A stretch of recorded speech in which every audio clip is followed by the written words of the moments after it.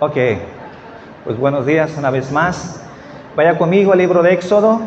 Vamos a leer desde el versículo 12 hasta el versículo 17. Obviamente, ahora el énfasis va a ser en el versículo 15.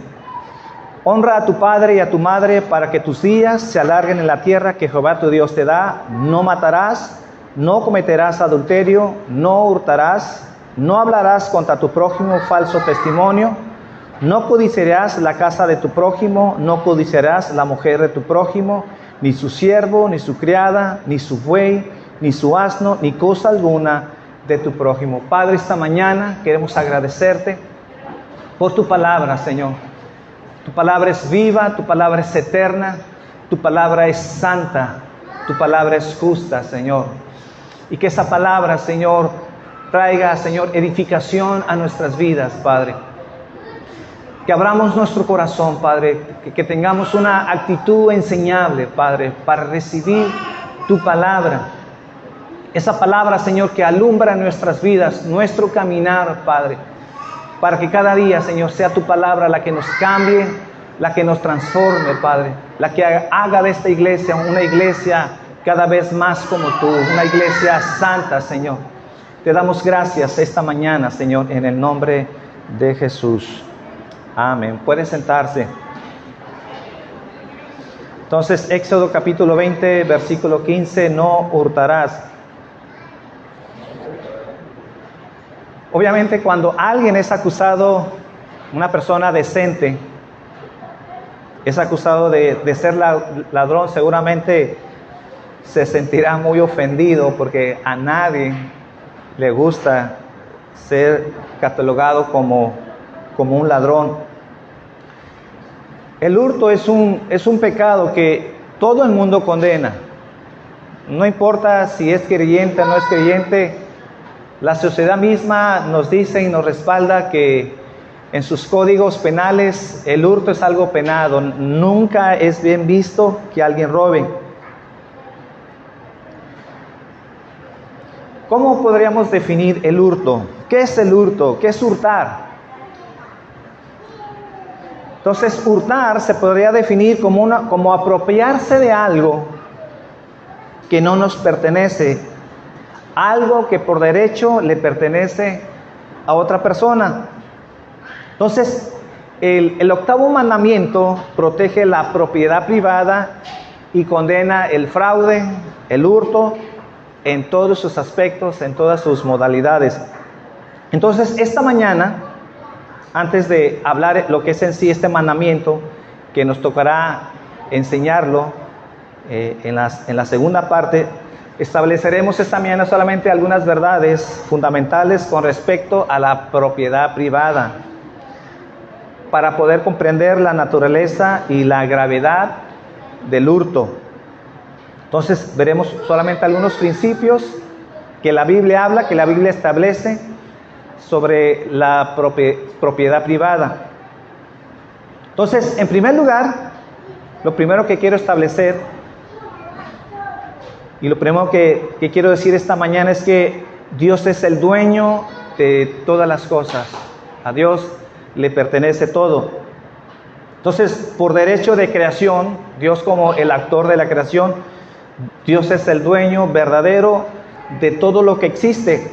¿Cómo comienza el libro de Génesis? Capítulo 1, versículo 1. Así comienza la Biblia. En el principio, creó de los cielos y la tierra. ¿Quién? Dios. ¿Quién es el creador? Entonces, esa es la primera frase con la que empieza las escrituras. Entonces, la creación tiene un creador y por eso todos los que vivimos en él, todos los que hemos sido criados, obviamente usted y yo, nos debemos a él. Todos dependemos de él. Por eso algún día, como seres criados, Dios, teniendo derecho sobre nuestras vidas, algún día daremos cuenta delante de él. ¿Por qué? Porque él es nuestro creador. Él es el dueño absoluto de todo cuanto existe. Algunos pasajes, dice Éxodo capítulo 19, versículo 5. Ya al final del versículo 5 dice, porque mía es toda la tierra. Éxodo 19:5. Salmo 24:1. Salmo 24:1. De Jehová es la tierra y su plenitud, el mundo y los que en él habitan. ¿Usted habita en este planeta? Le pertenece a Dios. Apocalipsis 4:11. Dice Apocalipsis 4:11, Señor, digno eres de recibir la gloria y la honra y el poder, porque tú creaste todas las cosas y por tu voluntad existen y fueron creadas. Por decreto de Dios, por voluntad de Dios, porque Dios así lo quiso. Entonces Él hizo todo para Él, le pertenece a Él, y lo que existe por Él fueron creadas para Él. Entonces, lo que estoy estableciendo a través de estos versículos y a través de toda la Biblia es que todo lo que hay en este mundo, todo lo que hay en el universo, le pertenece a Dios. Aunque la Biblia lo dice, y seguramente usted lo ha escuchado, en la vida práctica pareciera que a veces no es así. Ya lo vamos a ver más adelante. Pero algo que estoy estableciendo para entender este octavo mandamiento es que a Dios le pertenece absolutamente todo. Dice el Salmo 50, vaya conmigo al Salmo 50, vamos a leer desde el versículo 7 al versículo 11.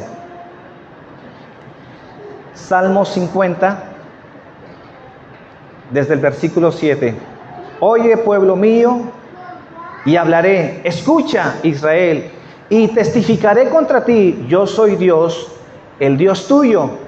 No te reprenderé por tus sacrificios, ni por tus holocaustos que están continuamente delante de mí. No tomaré de tu casa becerros, ni machos cabríos de tus apriscos, porque mía es toda la bestia del bosque y los millares de animales en los collados. Conozco a todas las aves de los montes, y todo lo que se mueve en los campos me pertenece. Si yo tuviese hambre, no te lo diría a ti, porque mío es el mundo y su plenitud. Dios puede hacer todo lo que Él quiera con este universo, con nuestras vidas y con lo que tú dices que es tuyo. Si Dios quiere, Él puede hacer de eso lo que Él le plazca, porque Él es creador de todo lo que existe, y todo lo que vemos en este universo le pertenece. Por eso esta mañana cuando llegues a casa, abras la puerta de tu casa y mires todo lo que tienes, observa bien todo lo que tienes, pregúntate a ti mismo, o dite y háblate a ti mismo que todo lo que ves, que todo lo que tus ojos contemplan en tu casa, debes decirte, le pertenece a Dios. Son de Dios. Entonces, Dios es el dueño y por tanto tiene derecho pleno de disponer de lo suyo como mejor le convenga o mejor le parezca. Entonces, esta es la enseñanza que encontramos en las Escrituras acerca de la propiedad privada. Dios es el dueño absoluto de todas las cosas. En segundo lugar,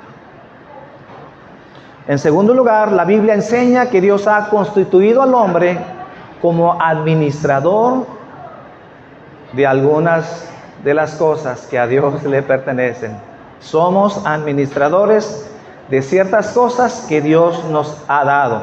Entonces, todo le pertenece a Dios, pero Él ha designado soberanamente al hombre para ser su mayordomo.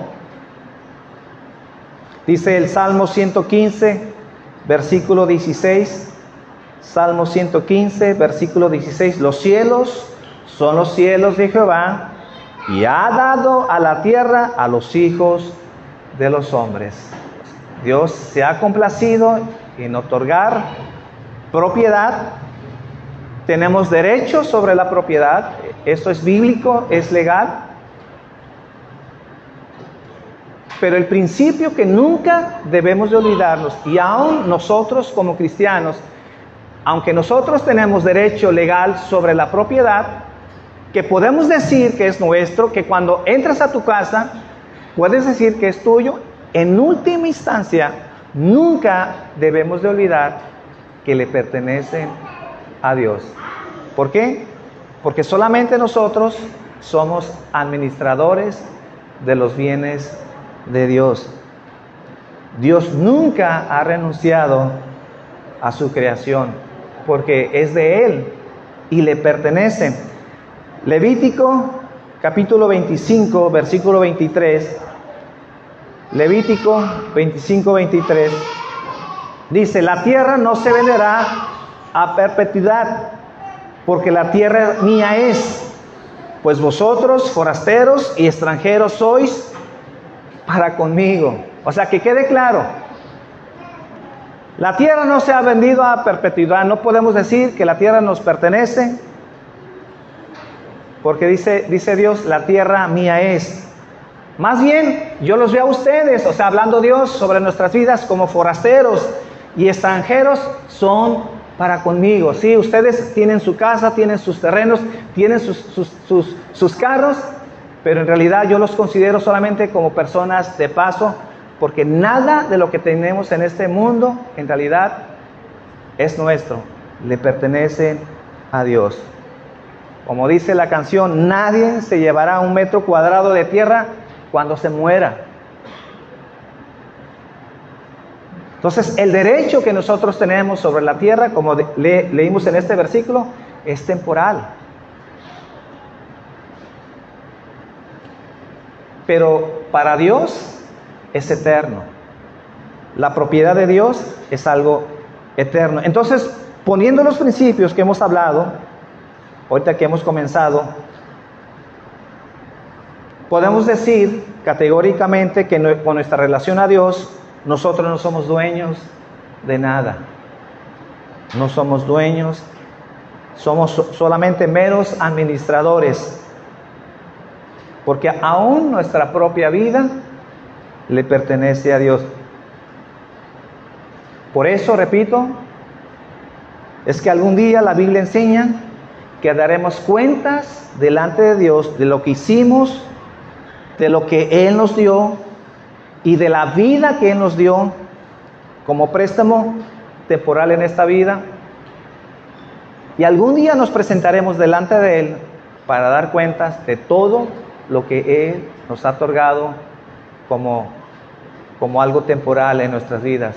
Incluye ¿qué? Tu tiempo, tu vida, tu familia, tus hijos, tus propiedades, tu dinero. Daremos cuentas. Yo le digo a mi hijo, ¿tú puedes saber el corazón de una persona?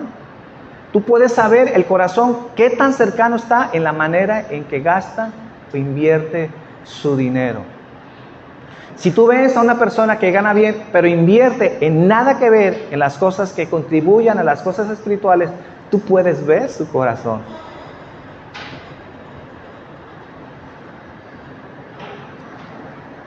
Entonces, seremos responsables delante de Dios, aún en dónde estamos invirtiendo nuestro dinero. Ahora, en términos de nuestra relación horizontal,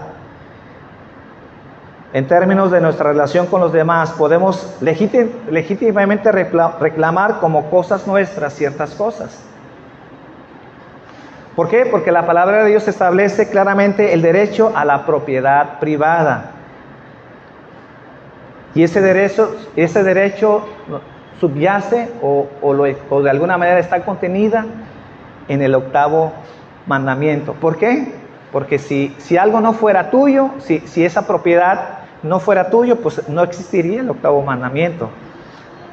Pero de alguna manera la Biblia está estableciendo el derecho a la propiedad privada.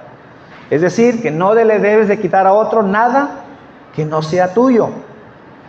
Un ejemplo, por poner uno solamente, de la propiedad privada que avala la Biblia, es la vida de Ananías y Zafira. Ustedes recordarán este hecho que pasó en el libro de los Hechos, en el capítulo 5. Y aquí vemos claramente que la Biblia afirma lo que vendieron este matrimonio, que todo lo que ellos vendían, ¿qué?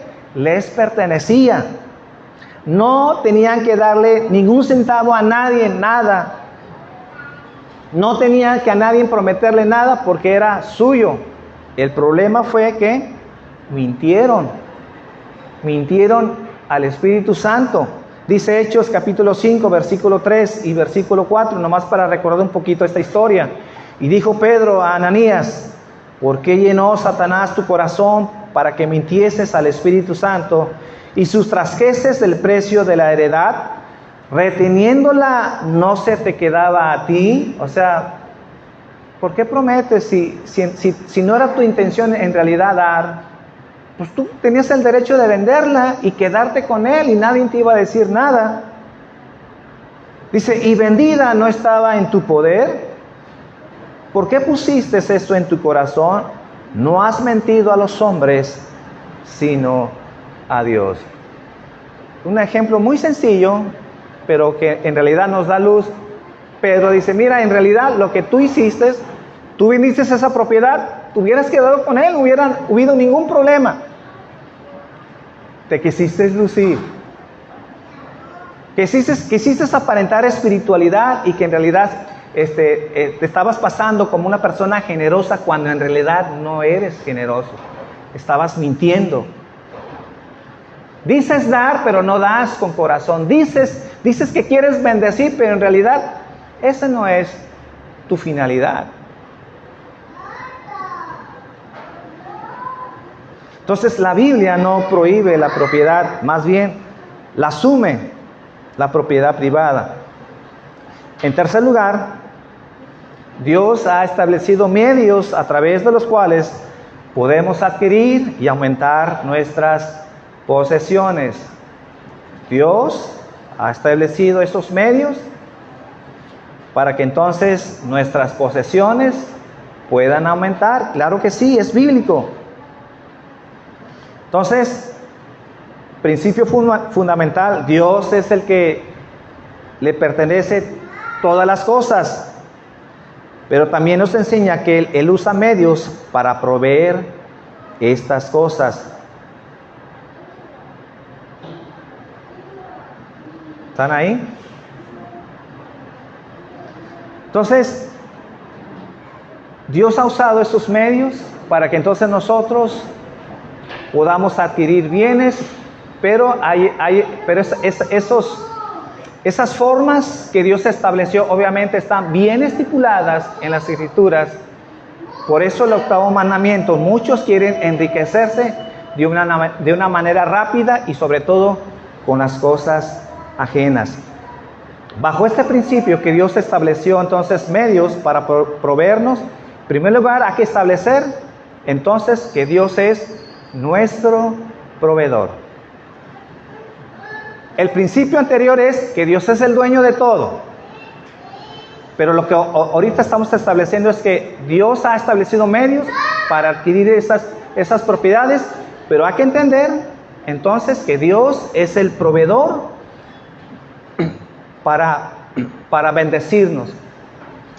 De todo lo que nosotros tenemos en nuestras vidas, la fuente de esa bendición es Dios. Dios es nuestro proveedor. Dice Primera de Crónicas, capítulo 29, versículo 10.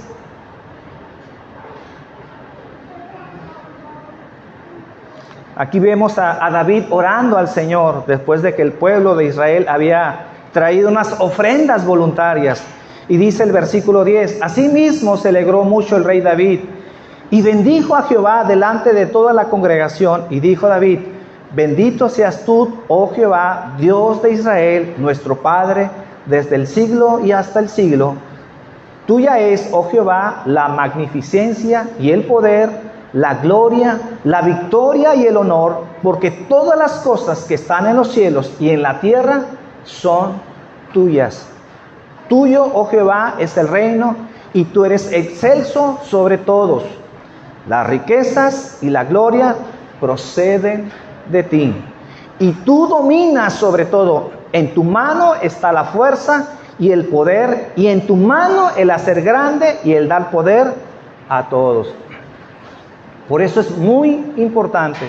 Yo me he topado con muchos cristianos que poseen un orgullo de decir, bueno, es que si tengo lo que tengo, si tengo esta casa, si tengo este carro, es porque me he esforzado, porque yo he trabajado con el sudor de mi frente.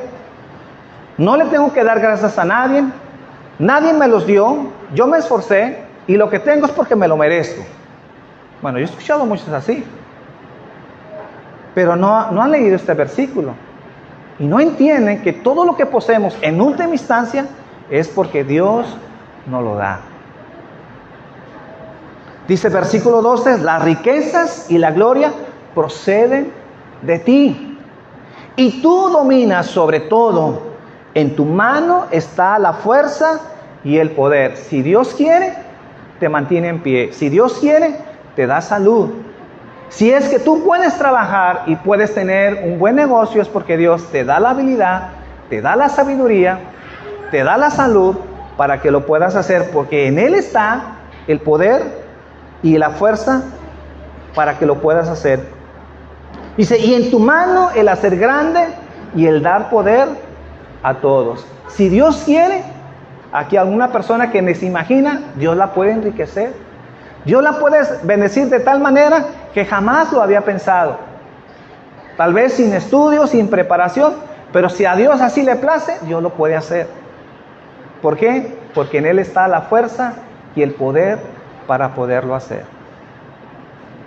Y si tú, mi hermano, tú tienes posesión, si tú tienes una buena casa, si tú tienes un buen carro, nunca te jactes y no creas que ha sido solamente por tu esfuerzo, sino porque Dios te ha dado la fuerza y el poder para poderlo hacer. Dios es nuestro proveedor. Entonces, por otro lado, entonces la Biblia establece los medios a través de los cuales Dios da esta provisión. ¿Cuáles son estos medios? Obviamente el hurto, el fraude, el robo, el engaño no son esos medios. Y tampoco los juegos de azar. Porque hay mucha gente que se dedica a los juegos de azar pensando que es la manera de enriquecerse, de proveer para su casa y su familia. Y obviamente los juegos de azar no es la manera. El medio por excelencia que Dios ha establecido para proveer al hombre, ¿qué es? El trabajo. Dice Génesis capítulo 3, versículo 19. Con el sudor de tu rostro comerás el pan hasta que vuelvas a la tierra, porque de ella fuiste tomado, pues polvo eres y a polvo volverás. ¿Con qué? Entonces, ¿cómo podemos proveer, aumentar nuestras riquezas?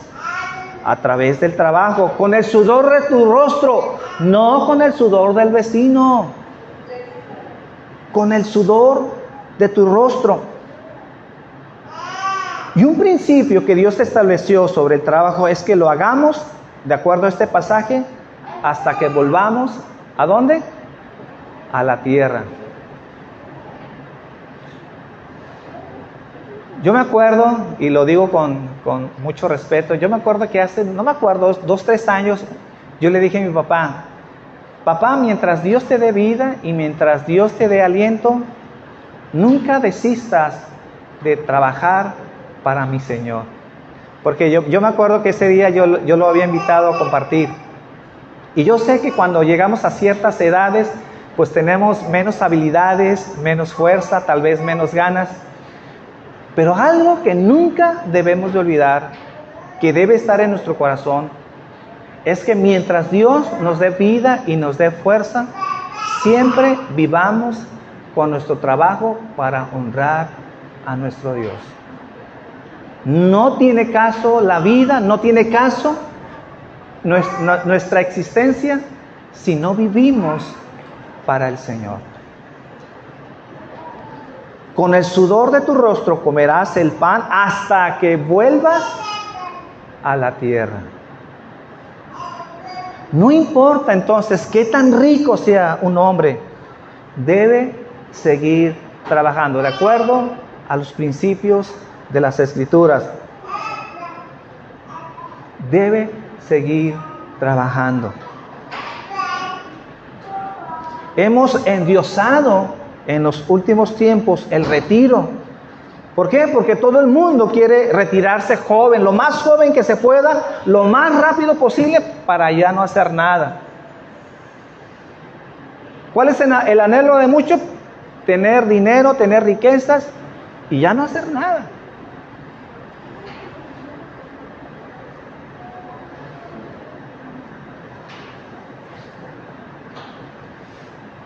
Pero ¿cuántos saben que el trabajar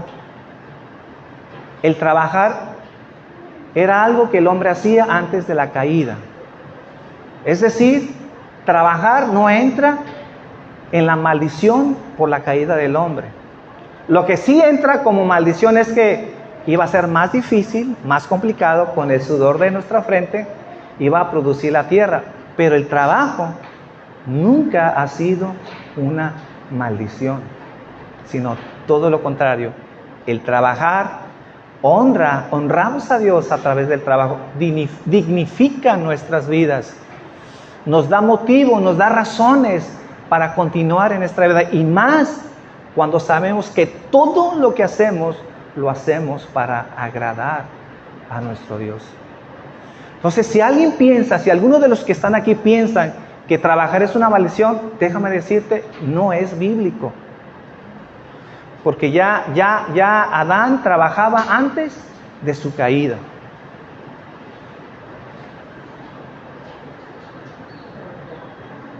Entonces, la mayoría de la pobreza no es una cuestión de maldición, como muchos creen.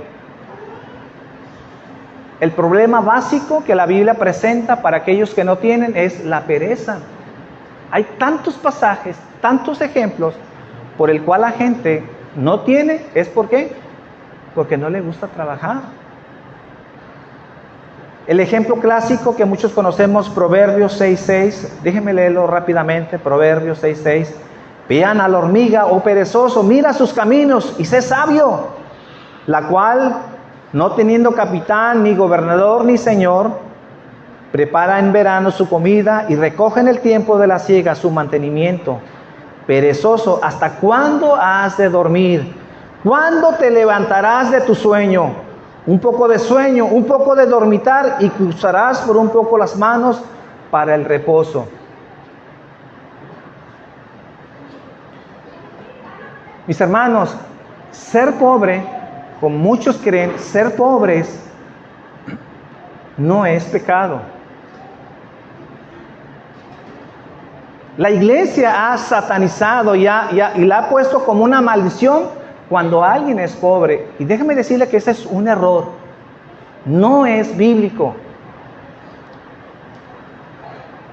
No es pecado ser pobre. Es más, si alguien es pobre, si algún familiar es pobre, ni debería de avergonzarse. Si a un hermano que veamos no tiene lo suficiente, ni debe de avergonzarse. Pero si eres pobre por tu pereza, entonces sí debes de avergonzarte.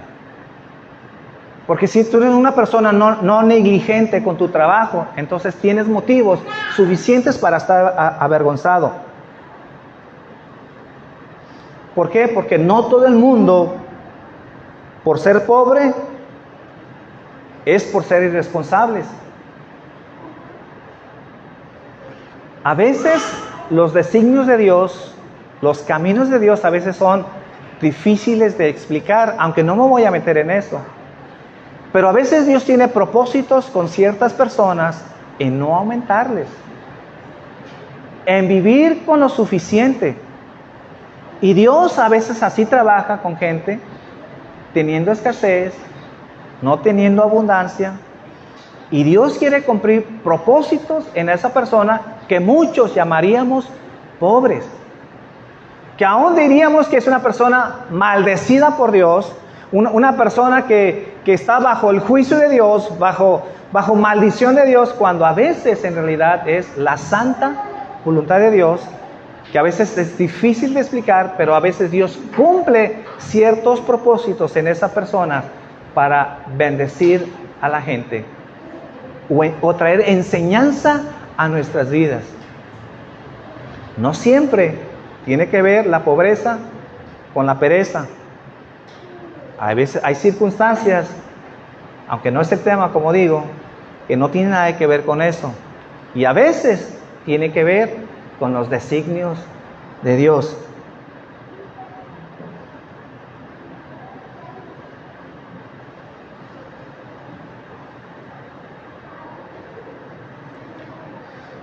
Yo creo que aún el hombre pobre, dentro de su pobreza, aún puede prosperar. ¿Me explico? Aún el hombre pobre, dentro de su pobreza, Dios lo prospera y lo bendice. Aunque no tenga abundancia como otros. Y puede ser muy feliz esa persona, a cambio de otra persona que tiene todo, que tiene riqueza y tiene abundancia, y ser un miserable. Por eso no nos vayamos con las fintas, ni estemos creyendo a todos esos predicadores que el cristiano tiene que ser próspero, abundante, rico, con una casa de lujo, con un carro del año todos los años. Eso es una falsa enseñanza.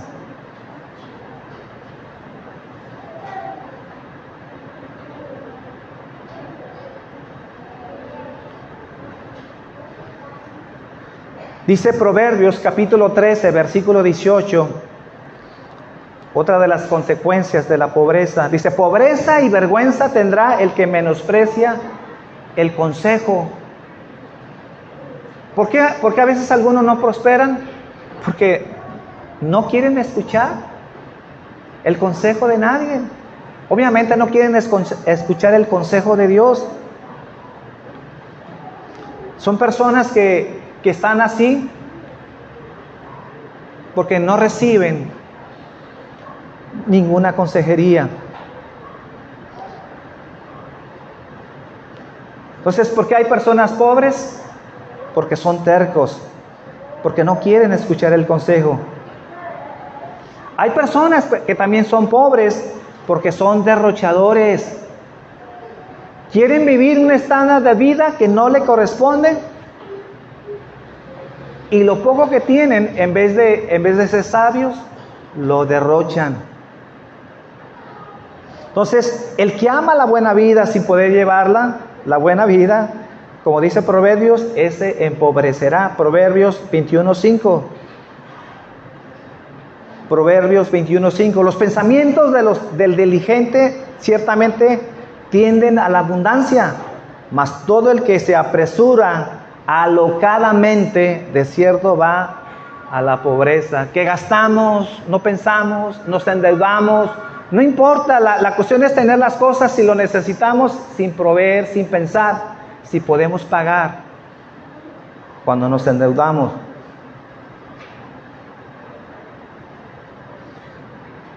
Un consejo que podrías darle en esta mañana es que no nos metamos en negocios que no entendamos o que no entiendas. En conclusión, con lo que acabo de decir esta mañana, Dios es el dueño de todo. Todo lo que vemos, todo lo que hay en esta tierra, aún nuestra propia vida, nuestra propia familia, le pertenecen a Dios. Número 2, Dios es el proveedor. Si es que tenemos algo, es porque Dios nos lo da. Siempre tendremos motivos para darle gracias a Dios, ser muy agradecidos, sea mucho o sea poco. Lo que tengamos, como lo tengamos, es porque Dios nos lo ha dado. Dios en su soberanía ha decidido bendecirnos, algunos más, algunos menos, pero todo procede de Él. Y número 3, somos responsables de usar esos medios para aumentar nuestros bienes, y una de esas formas, como dijimos, es el trabajo, que podamos trabajar. Y algo que recalco en cuanto al trabajo, mientras Dios nos siga dando vida, y aunque te jubiles, que no estoy en contra de la jubilación, que no estoy en contra de la pensión. Mientras tengas vidas, sigas siendo productivo. Es decir, no es sabio, no es bíblico tener tu dinero, aunque no te falte nada, estar acostado en una cama todo el resto de tu vida. No es de Dios. Aunque te hayas jubilado, necesitas continuar siendo productivo, más si te enfocas en las cosas de Dios. Obviamente todo lo que hacemos tiene que recaer para glorificar a Dios, pero si tu vida sirve específicamente para que directamente todo lo que hagas puedas exaltar el nombre de Dios, pues qué mejor. El día que nos vayamos, el día que muramos, el día que Dios diga que ya hasta aquí acabó nuestro tiempo, bueno, pues ese día dejaremos de trabajar. Pero ese es mi deseo y ese es mi propósito. Señor, mientras tú me des aliento y mientras me des fuerza, quiero servirte. Tenga 70, 80 años, quiero servirte. Yo creo que aquí la persona más grande, creo yo, es mi papá. Ya va a cumplir 80 años, 80 años. Y ese es el mensaje tanto para el más grande, para el más chico que viene a esta iglesia. Mientras Dios nos dé vida, sigamos trabajando. Mi papá ya está pensionado, mi papá ya está jubilado. Pero ¿cuál es el mensaje para todos ellos? Seguir sirviendo, seguir siendo productivos. ¿Por qué? Porque el trabajo nunca ha recaído en una maldición. Para nada. Vamos a darle gracias. Póngase de pie, por favor.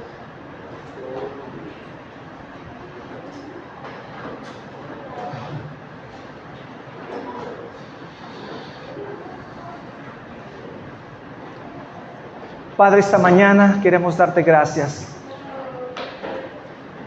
Entendemos, Padre, y aún reafirmamos, Señor, que todo lo que vemos, lo que contemplan nuestros ojos, que todo, Señor, lo que percibimos con nuestra vida, Señor, te pertenece. Tú eres el dueño de todo el universo, de toda esta creación. No solamente, Señor, el mundo te pertenece, sino lo que contiene el mundo, Padre. Incluye, Señor, cualquier posesión, cualquier tierra. Incluye nuestras propias vidas. Tuyos somos, Señor.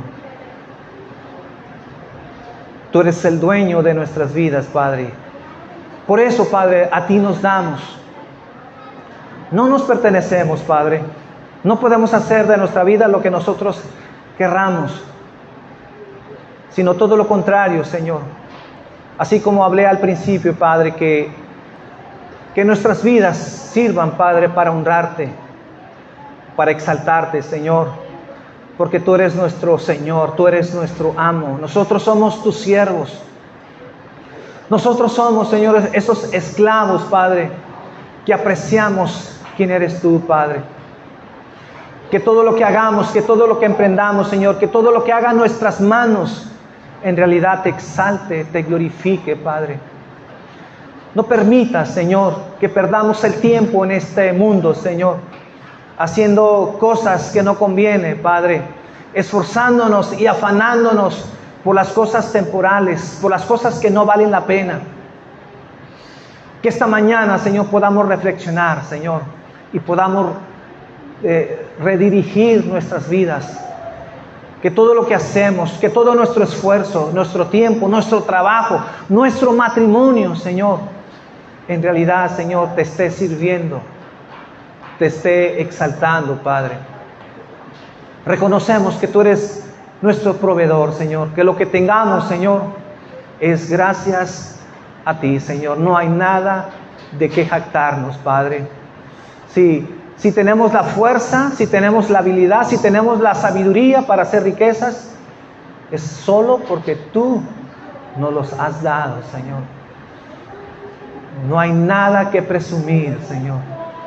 No hay nada, Señor, en el cual nos podamos sentir orgullosos de nosotros mismos, Señor, como si solo por nuestro esfuerzo es por lo que tenemos, Señor. Es por ti, Señor. Solo por ti, Señor, que podemos disfrutar lo que tú nos has dado, Señor. Y por último, Señor, que todos los que estamos activos todavía, Señor, que todavía los que sentimos la fuerza, Señor, que entendamos, Padre, que aunque ahora trabajamos con el sudor de nuestra frente, Señor, y que ese es el medio básico, Señor, para seguir prosperando, para seguir teniendo, Señor, que podamos entender, Señor, que el trabajo no es una maldición. Obviamente, Señor, requiere esfuerzo, requiere compromiso, requiere, Señor, poner todo de nuestra parte, Señor. Pero tú bendices, Padre, cuando trabajamos, cuando nos esforzamos, cuando aprovechamos el último aliento de vida que tenemos, Padre, para ser productivos, Señor. Tenemos una misión en esta tierra, Señor. Tú nos has dado dones, nos has dado habilidades y queremos usarlas, Señor, para beneficio de la sociedad, Señor. Pero también, Señor, para exaltarte y glorificarte, Señor. Te doy gracias, Señor. Una vez más, danos sentido en esta vida. Ahora que estamos a punto de iniciar el año, Señor, enfócanos. Que no nos perdamos, Señor. Que no sintamos que no servimos. Que no sintamos, Señor, que ya nada tenemos que hacer. Que no sintamos, Padre, que solamente tenemos que esperar para morir. Señor, mientras nos sigas dando esa bendición de la vida, Padre, queremos honrarte con nuestro esfuerzo y con nuestro trabajo, Señor. Permítelo hacerlo, Señor. No permitas que el enemigo, Señor, traiga el desánimo. No permitas, Señor, que el mundo, Señor, estorbe, Señor, a todos tus planes que tienes sobre nuestras vidas. Señor, si vivimos, para ti vivimos, Padre. Y si morimos, para ti morimos. Sea que vivamos, sea que muramos, Señor, como dice tu palabra, tuyos somos. Tuyos somos. Y a ti damos la gloria, Padre, en el nombre de Jesús. Amén.